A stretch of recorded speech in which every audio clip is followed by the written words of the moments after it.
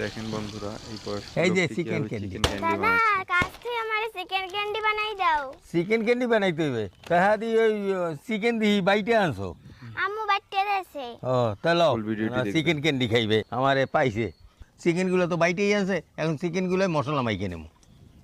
মরিচের গুঁড়া, জিরার গুঁড়া, গোলমরিচের গুঁড়া, কাগজি লেবুর রস, লবণ।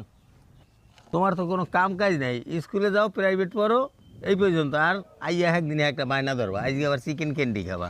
আমি তোমার নাতিনে আমারে খাওয়াবা না কে রে খাওয়াবা? মশলাটা মাখা হয়ে গেছে, এখন কিছুক্ষণের জন্য রেখে দেব। এইগুলো কিন্তু রুটির পাশের পোড়া অংশটা, এইটা এখন ব্লেন্ডার করে নেব। এই যে রুটিগুলো গুঁড়ো করে নিছি, এখন বানানো শুরু করি।